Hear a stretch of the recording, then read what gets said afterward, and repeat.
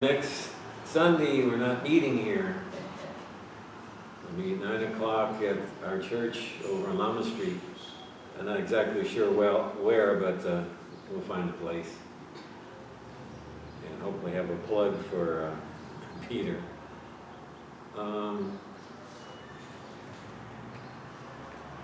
Nothing new on the COVID front. If you haven't got your booster, you should. Yeah. We had the business meeting last Sunday, and so we're moving along with all of that. Any questions about either one of those things that I can answer? If not, I'll open us up with prayer. Lord, thank you for being who you are. Thank you for the gift of your Son. Thank you for his grace and our forgiveness and our salvation. Lord, we know we were not worthy. We were not your friends when you saved us. Lord, be with us as we study your word. Help us understand how it resonates down through all these years with our human condition.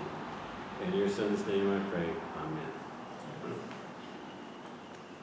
So we're going to start on 10:8. Dennis, please.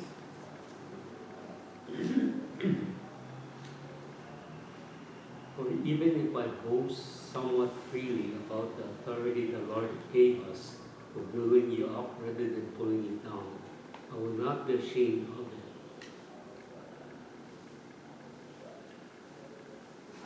of it. For even if I boast somewhat freely, why would Paul write this? Because he's not ashamed of what he's doing. He's not ashamed of what he's doing. That's clear in his letter, but this is him responding to some Corinthians complained about him, about his boasting, his authority, boasting about the Lord. And so Larry is right. He's not ashamed of what he's doing. And, but he's saying, basically responding to a criticism from the Corinthians that he was boasting. Maybe he has to do some boasting to show his authority. Maybe they weren't showing respect to him, that's why. That seems to be the case, that he was showing his authority, reminding them about his authority, and therefore showing why he could say and write the things that he did. But boasting in that time also was a rhetoric, a way of speaking, and it was taught and to speakers to do that.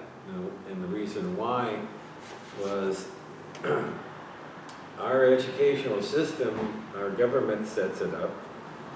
We hire the teachers and pay them through our taxes. That was not the case back at this time. Both secular and religious leaders had to attract their followers. A teacher, and we know some from Greek writings, such as Socrates, what they did was they had a following that listened to them, that they taught, and they received a fee for that. And so the secular and religious leaders were taught to boast about their accomplishment. On the other side, they run down their rivals.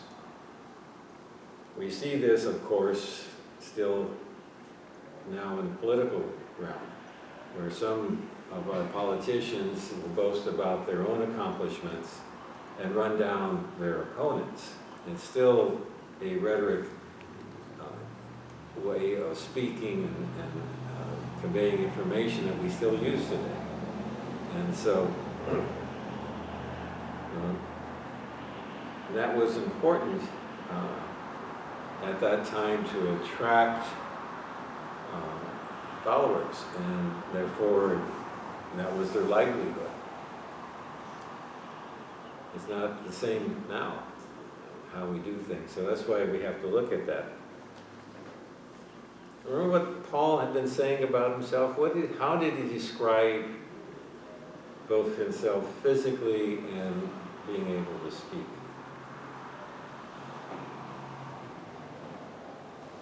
How did he describe himself? Was it me? He described himself as weak, Meek. and he described himself that he still was a worker. He described himself as not a good speaker, and that he was often had hardships in his missionary work. And so we don't know what he looked like. He kind of runs himself down in his letters, but he did not fit their bill of what a good public speaker would be, somebody effectively speaking in the public square. One of the Romans that wrote about what it took to speak in the public square, that's where the speakers would talk and they would get followers, described the requirements of effective preaching in the public square. And such a man needs to also be a certain kind of body, since if a consumptive comes forward thin and pale, his testimony no longer carries the same weight, for he must not merely by exhibiting the qualities of his soul prove to the layman that it's possible without the help of things which they admire to be a good and excellent man. For he must also show by the state of his body that his plain and simple style of life in open air does not injure even his body. Look, he says, both I and my body witness the truth of my contention. This is the way of Diogenes, for he used to go around with a radiant complexion and would attract attention of the common people by the very appearance of his body. But a cynic who excites pity and regard as a beggar, everyone turns away from him, everybody takes offense at him. And so this is what Paul was dealing with. This is how people thought at this time, that to be a good speaker, to convey the message, you had to look good. Another one basically said, men of mark and wealth, holding leading positions, praised at all hands, recipients of honor, portly, healthy, and robust, relevant in the lusciousness and righteousness of living, knowing nothing of labor, conversant with pleasures. And they derided the adversaries, destitute of necessaries of life, filthy, shallow, reduced to skeletons, with a hungry look for want of food, prey of disease, and training for dying. And so this was what Paul was dealing with, that the expectations of the Corinthians was that they would have somebody that looked really good, that spoke really good, that was healthy, wealthy, and honored. But that's not what Paul was doing, was it? Paul was trying to remind them that it wasn't the messenger, it was the message. That many places in the Bible it talks about God chose the weak to give his messages to show his power. And so, we can talk about great speakers and people that can convey the message that look really good. Many of our politicians fit that bill, but the trouble sometimes with politics nowadays is that's what people look for, and they don't listen to the message, in my opinion, there. And so Paul was trying to say, don't look at me, look at my message.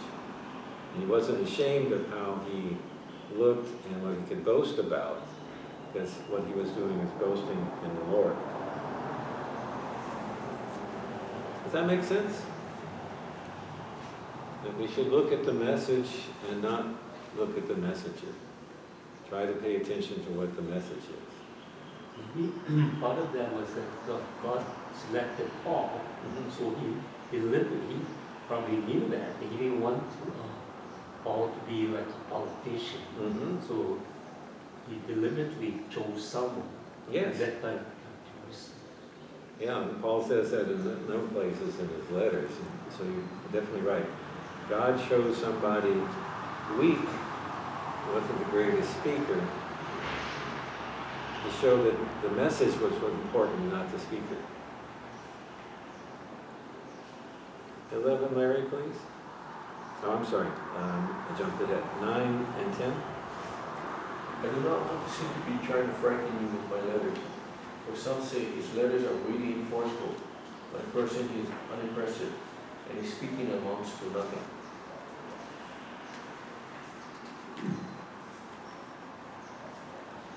They didn't have teleprompters back then. They had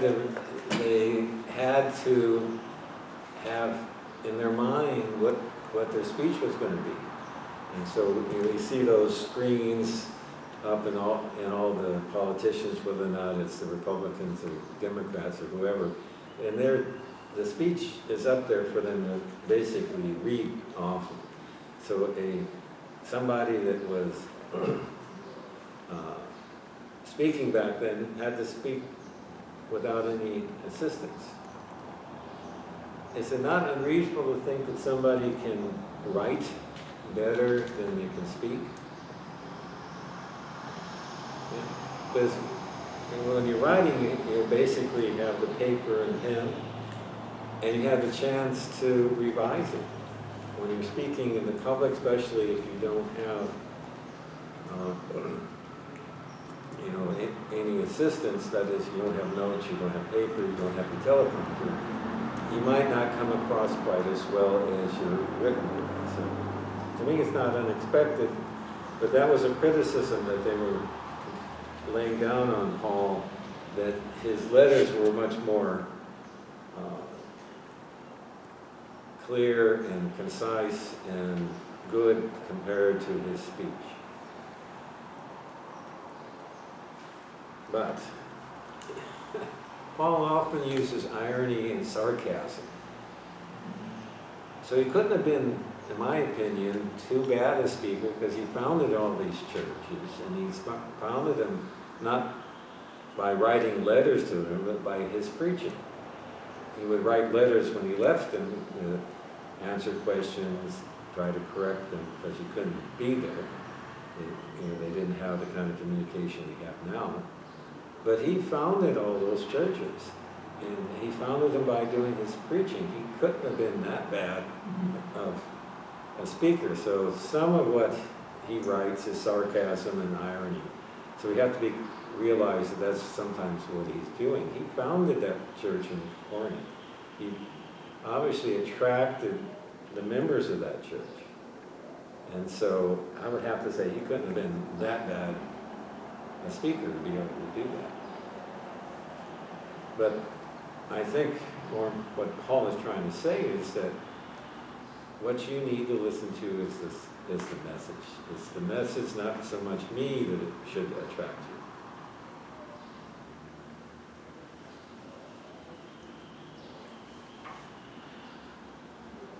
you. Okay, Lynn, 11, please. Such people should realize that what we are in our letters, when we are absent, we will be in our actions when we are present. What does this mean to you?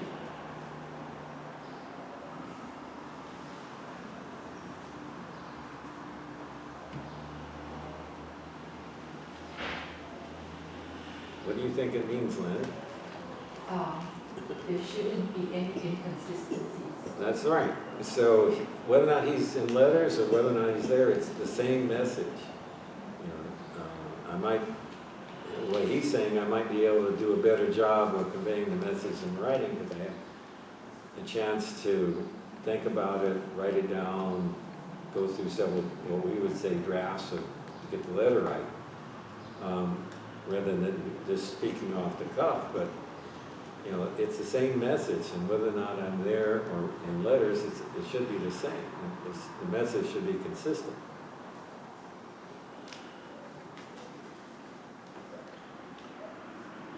Do you know of people that sometimes are not consistent? Politicians. Yes, we just had an election, and I think that's a good thing to say. People sometimes will say things to you up front, but later on say something different or write something different. So we see that all the time. Some of it is people don't like to confront people. And to be honest, but I think some of the problems that the younger people have is, you know, all the different social platforms where you're not, I can't, you know, I've been talking with Lynn, but Lynn's here, I'm here. It's a lot harder for me to say something nasty about Lynn face to face for most of us. I mean, some people can do that, but most of us can't. But if I pick up my phone and she's somewhere else, it's a lot easier for me to type in something nasty to her. And I think, you know, I think a lot of the younger kids, that's a problem. You know, because people can say pretty nasty things that they might not be willing to say face to face. Somewhat, I don't know, anonymous is the right way, but definitely one step removed from somebody. And so Paul's saying that whether or not I'm there in person or my letters, the message is the same.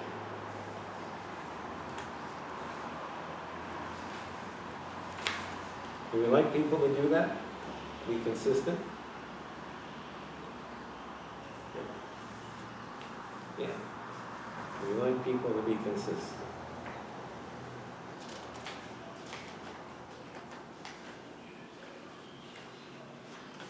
Okay.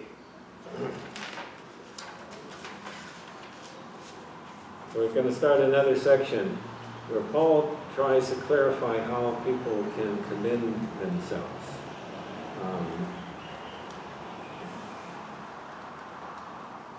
And he's going through some proper ground rules for boasting in the next 6 or 7 verses. So again, remember, in ancient times, especially people speaking in public, there was a common pattern to boast about their own accomplishments and run down their Bible. And apparently this has been going on in the Corinthian church. And his rivals were boasting about their accomplishments, and then running Paul down. And so he's trying to deal with this.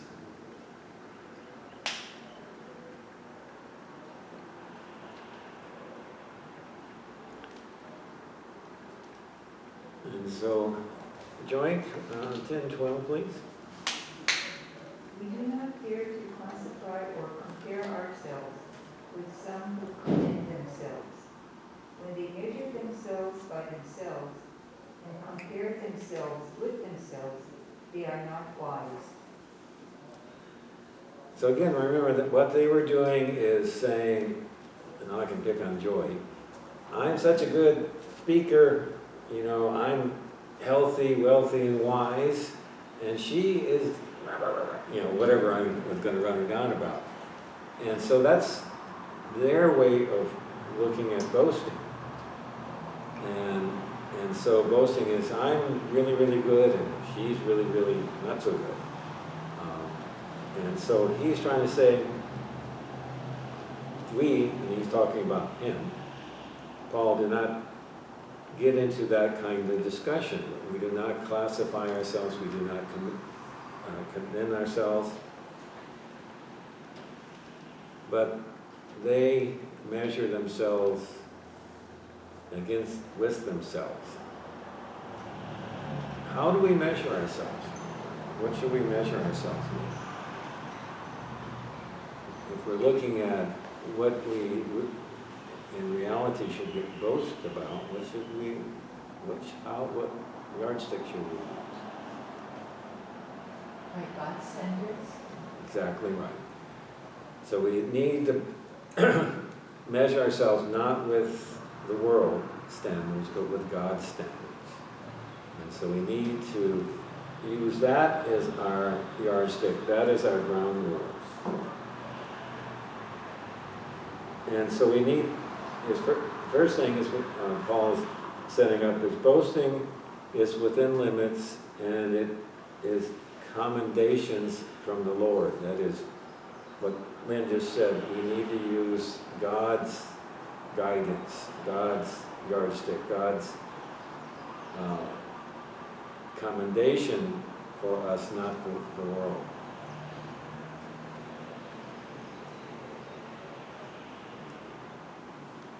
And so by measuring himself with worldly standards, he's saying they're not wise. Because that is not what the Lord would want. Back to Dennis, please. 13. Yeah.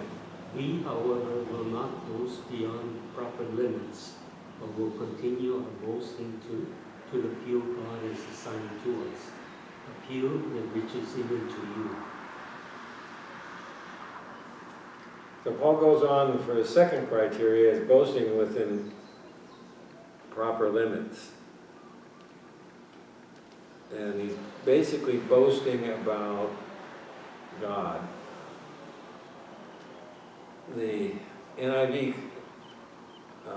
translates some Greek into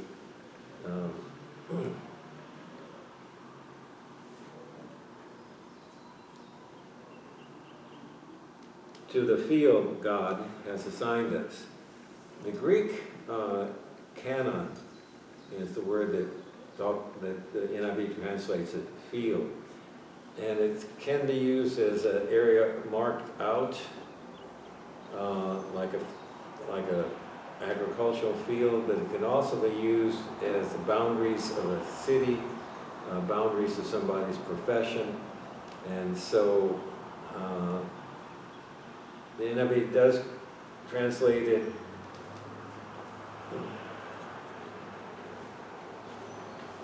into the I lost my place. Into the field God has assigned us. So what do you think he's saying there? To the field God assigned us. What's the field that God assigned him?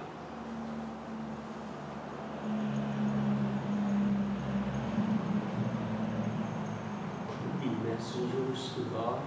I'm sorry? To be messengers to God. Yes, so he's a preacher. He's bringing the message of God. So what he should be compared to is that kind of work. Not a secular teacher that needs to attract people to pay the secular teacher. And so he needs to look good, speak good, to attract followers. Paul's saying, that's not my field. My field is God's work. And that's how you should be comparing me. Don't compare me to the world's view. Compare me to my profession. I'm a physician. Larry's a retired policeman. We can't compare each other to see who was the better of something, because we have completely different professions. You know, if we're going to compare Larry to when he was working, you compare him to another policeman of the same status, or you compare me to another intern. And so that's what Paul is saying. You need to compare apples to apples, not regular oranges to oranges. Otherwise it doesn't make sense. So he's saying that you need to boast in proper limits.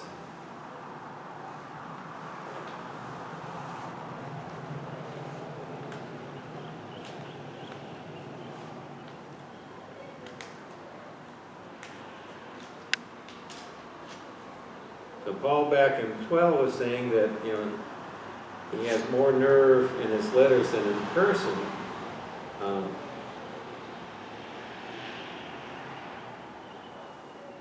They felt that honors were limited, just like material wealth, and so it's almost so much honors people can receive, accolades, and so they were quite in competition for that.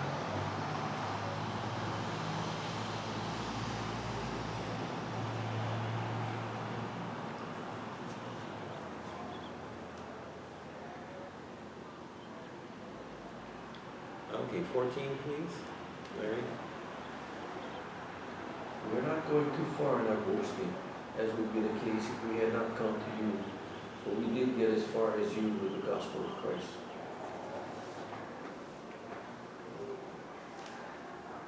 So we're not going too far with our boasting. Yes, it would be if we had not come to you. So who set up the church in Corinth? Paul did. So Paul was the founder of the church. His rivals, and we don't really know who they were, exactly what they were saying, but clearly they had come into the church that Paul had founded and were therefore running him down, but he was the founder of the church. He had come to them.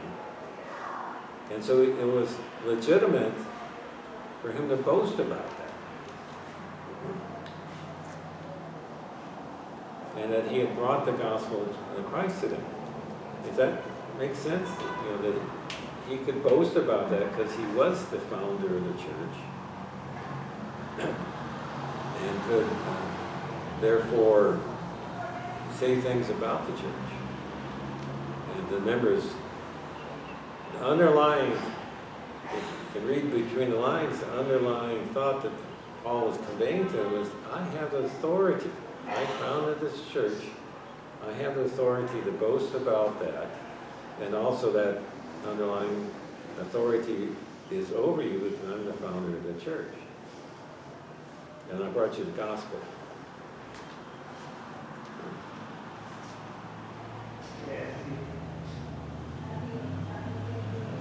15, please, Lynn. Neither do we go beyond our limits by boasting of work done by others. Our hope is that as your faith continues to grow, our area of activity among you will greatly expand.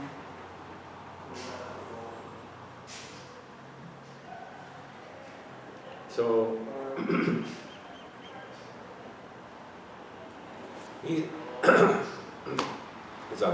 he's saying, I'm not boasting about things that other people did.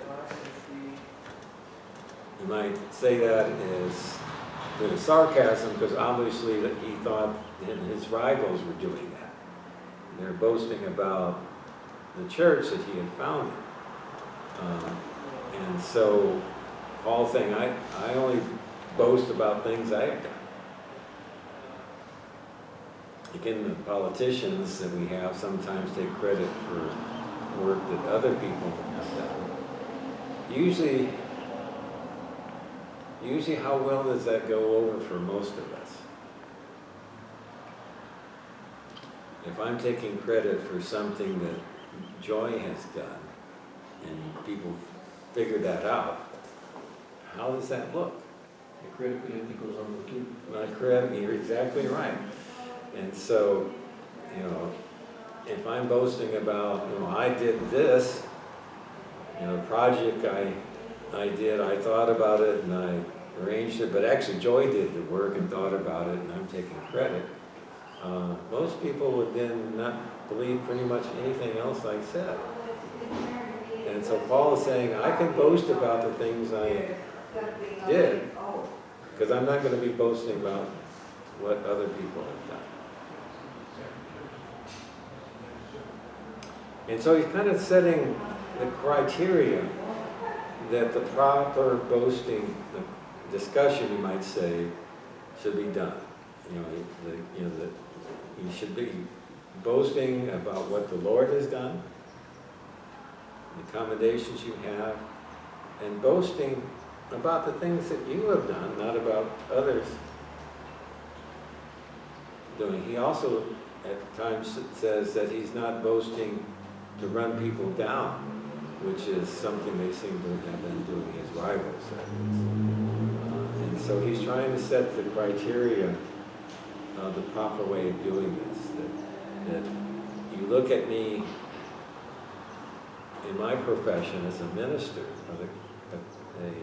somebody's bringing the gospel of Christ, and don't compare me to somebody that's doing something different. And you can't compare me and Larry with our professions because we don't have the same profession.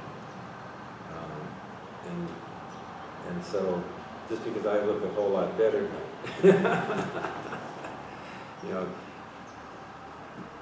you can't use that as a way of comparison. You need to listen to the message, not so much the messenger.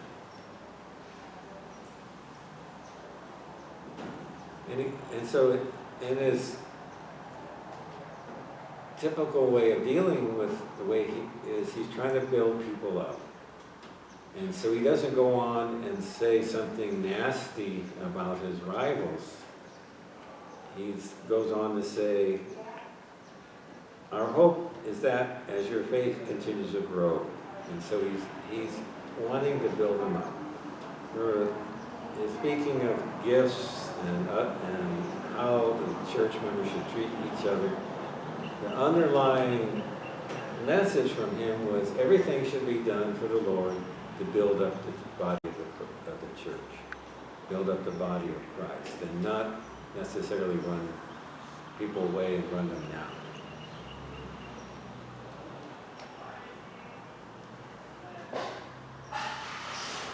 "16, please. so that we can preach the gospel in the regions beyond here. For we do not want to boast about what already done in other territory." So remember that Paul was a missionary and moved around quite a bit. And so he's saying, I boast about the work I've done. Remember, I set up your church. I'm not going to go to where somebody else has set up a church. I'm going to go someplace else.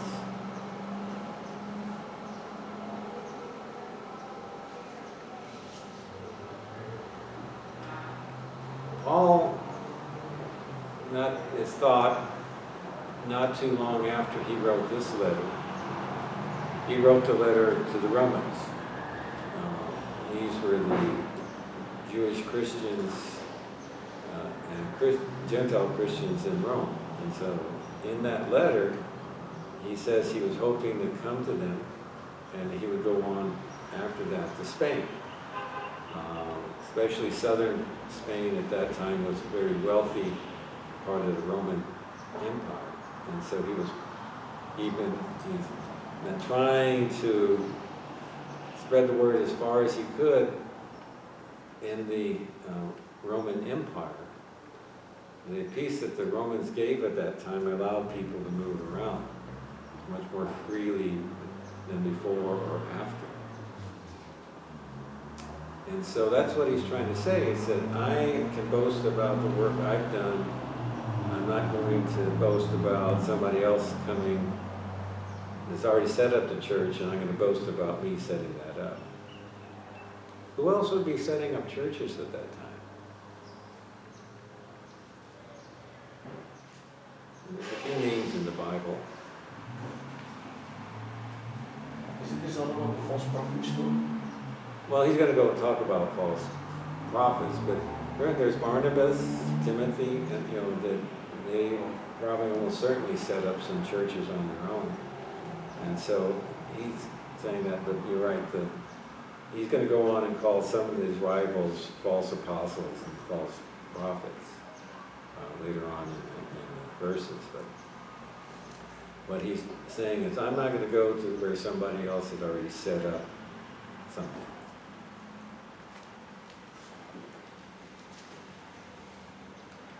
Okay, Dennis, 17, please. But let him who boasts in the Lord. This is GT class. So where did this come from? Anybody know? You probably sit down in your commentator so you can cheat. So this is Jeremiah. 9:24. What? Jeremiah 9:24. Yeah. 9:23 and 24. Is this good advice? Yes. Yes, I think it's great advice. You know, no matter how good I look, how good a doctor I've been, there's always somebody better. That's the trouble with wealth, even if you're Bill Gates or some of the other multi-billionaires, there's always somebody that has something more than you have. Nobody has at all. But what we have is the Lord. And I think personally that's a whole lot more beneficial and actually real spiritual wealth that we have the Lord. And so that's what we should be boasting about. Not how way they look, not how well I look, how much wealth I have, how well I speak. You need to be listening to the message. But even today, is it sometimes hard to listen to somebody that's not the best speaker? Yeah. Yeah, it is still sometimes hard to tease out the message sometimes as the people that are stuttering or, you know, seem to be confused at times in their message. It is hard. But we should be boasting about the Lord, not so much about our own accomplishments. 18, please. For it is not the one who commends himself who is approved, but the one whom the Lord commends. Again, that's great advice. And so, I'm not going to commend myself. I'm going to have the Lord commend me. And that's what Paul is saying. So, you can't judge, Paul's saying, you can't judge me by the world's yardstick. I'm going to stop here because this is a good place to stop, and I wanted to talk to you folks about something else. And something else is, what are we going to do when we finish Corinthians? Your homework, and I'll give it again next time, is think about what you would like to study next.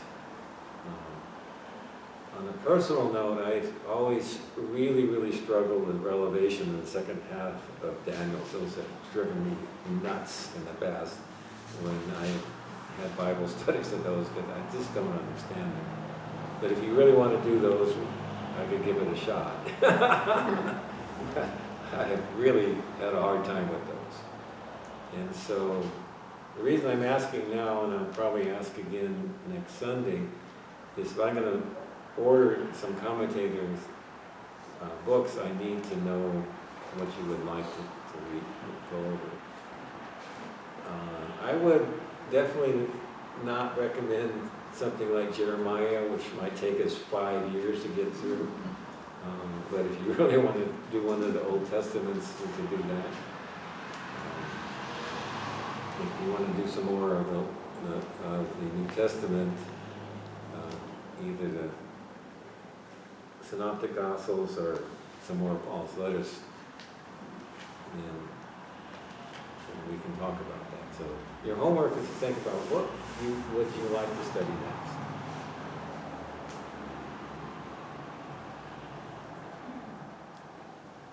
Yeah, I just have a question. Yeah. In the new building, where would know yet. Oh, They were fixing it up. According to the, what was done, the kids, the younger group is going to be in the building house. Mhm. And from what I overheard, they said, oh, yeah, that your group, our group, is going to be, in the same place, the main, there's 2 rooms in the back. Yeah. Then the more I thought about it, when they practice, it's going to be very disturbing.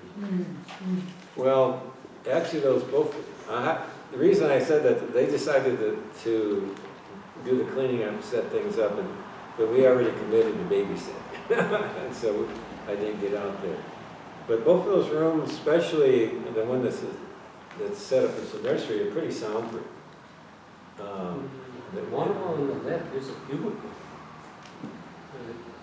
I don't know. Yeah, we can see how it is, but, look for me.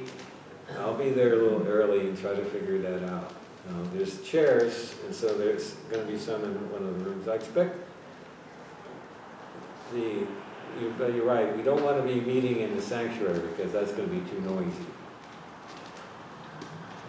And if it sounds like it's too noisy in one of those rooms, we'll just have to move to someplace else.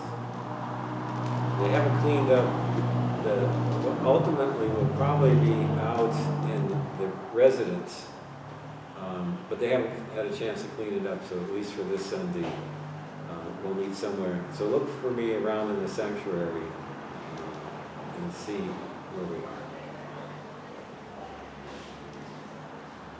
I'll be teaching Sunday school during the same time, so I'll just continue to study with you two. Okay, good for you. So you're going to be meeting someplace outside? That storage building, there's 2 outer rooms, right? Mhm. I'm going to have 1 room. At first we thought that 2 big rooms inside would be Kimela's and then Sandy's, but I think it would work better if you and Sandy had the rooms inside because the kids would be so noisy. Maybe we can use the 2 outer rooms. Okay, that seems quite logical to me, but remember, nothing's set in stone, so if we start doing something and it doesn't seem to be working, then we'll just change things. And so as we talked about, this is kind of a soft opening to see how things work before we actually have a formal opening. Okay, let me close this with prayer today. Dear Lord, thank you for this time. Thank you for what's coming up in a move to our new church. Lord, be with us there as you were with us here. Continue to open our minds and our hearts to your message and your word. We know we struggle to follow it, but help us with that.